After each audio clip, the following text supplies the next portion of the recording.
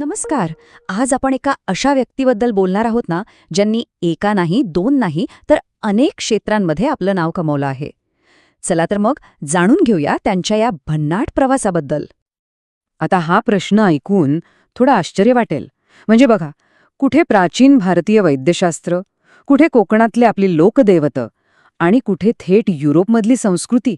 या तिन्ही गोष्टींमध्ये काहीतरी साम्य असू शकतं का? काय वाटतं? याचं उत्तर आहे हो, नक्कीच असू शकतं. आणि हा जो काही अनोखा दुवा आहे ना, तो म्हणजे डॉक्टर सुनील परब यांचं काम. त्यांच्याच अभ्यासातून ह्या वरवर अगदी वेगळ्या वाटणाऱ्या गोष्टी कशा एकमेकांशी जोडलेल्या आहेत हे आपल्याला कळतं. तर मग सुरुवात करूया त्यांच्या प्रवासाच्या पहिल्या टप्प्यापासून. हा टप्पा आहे वैद्यकीय क्षेत्रातला, जो त्यांच्या सगळ्या कामाचा एक भक्कम पाया ठरला. डॉक्टर परब यांनी नवी मुंबईच्या प्रसिद्ध डी.वाय. पाटील स्कूल ऑफ आयुर्वेदामधून MD केलंय आयुर्वेदात. म्हणजे पारंपरिक भारतीय वैद्यकशास्त्राचा त्यांचा किती सखोल अभ्यास असेल याचा अंदाज आपल्याला येतो. पण थांबा, त्यांची ओळख फक्त एक डॉक्टर इतकीच नाहीये. त्यांच्या ज्ञानाचा दुसरा एक खूप महत्वाचा स्तंभ आहे, तो म्हणजे मानवतावादी शिक्षण. आणि याच शिक्षणाने त्यांच्या बघण्याचा दृष्टिकोनाला एक पूर्णपणे वेगळीच दिशा दिली. बघा, वैद्यकीय शिक्षण तर होतच, पण त्यासोबत त्यांनी इंडॉलॉजी म्हणजे आपल्या भारतविद्येमध्ये MA सुद्धा पूर्ण केलं. आणि इतकंच नाही, तर हस्तलिखितशास्त्र आणि तौलनिक पुराणकथाशास्त्र यांसारख्या विषयांमध्ये डिप्लोमा सुद्धा मिळवलाय. म्हणजे त्यांच्या अभ्यासाला कितीतरी पदर आहेत. हे किती इंटरेस्टिंग आहे नाही का? विचार करा, एका बाजूला आहे आयुर्वेदातली MD पदवी, जी पूर्णपणे आरोग्याशी संबंधित आहे, आणि दुसऱ्या बाजूला इंडोलॉजीमधली MA पदवी, जी इतिहास आणि संस्कृतीच्या मुळाशी जाते. हे दोन पूर्णपणे वेगळे प्रवाह एकाच व्यक्तीमध्ये एकत्र आलेत.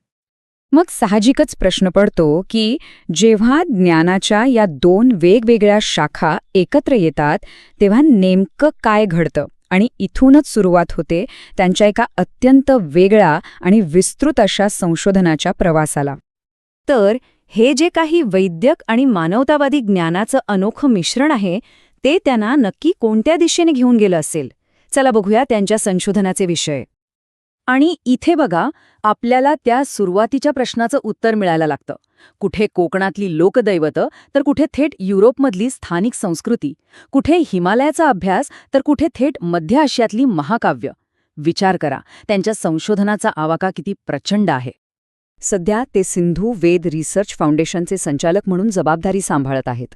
आणि त्याचबरोबर एका आयुर्वेदिक महाविद्यालयात सहयोगी प्राध्यापक म्हणूनही काम करतात. म्हणजे त्यांचं संशोधन आणि शिकवणं हे दोन्ही कामं आजही अविरतपणे सुरू आहेत. त्यांच्या या आंतरशाखीय कामाची दखल फक्त आपल्या देशातच नाही, तर जगभरात घेतली गेलीय. त्यांच्या विचारांना एक जागतिक व्यासपीठ मिळालंय असं म्हटलं तर वावगं ठरणार नाही. त्यांचा जो हा अनोखा दृष्टिकोन आहे, त्यांचं जे संशोधन आहे, त्यामुळे जगभरातल्या अनेक मोठ्या आणि प्रतिष्ठित संस्थांनी त्यांना त्यांचे विचार मांडण्यासाठी बोलावलं आहे. यामध्ये UK मधलं एडिनबर्ग विद्यापीठ आहे, आयर्लंडमधलं राथक्रोगन सेंटर आहे, जपानमधलं तोहोकू विद्यापीठ आहे. इतकंच काय, तर जर्मनीमधलं हायडलबर्ग विद्यापीठासारख्या नामवंत संस्थांचाही समावेश आहे. यावरून त्यांच्या कामाची जागतिक पातळीवर किती कदर आहे हे आपल्या लक्षात येतं. आजचं युग बघा, प्रत्येकजण एकाच विषयात स्पेशलायझेशन करण्याच्या मागे लागलाय. अशा काळात अनेक वेगवेगळ्या जगांना एकत्र जोडणाऱ्या अशा एका विचारांची, अशा एका व्यक्तिमत्वाची खरी ताकद काय असेल? हा खरंच विचार करायला लावणारा प्रश्न आहे, नाही का?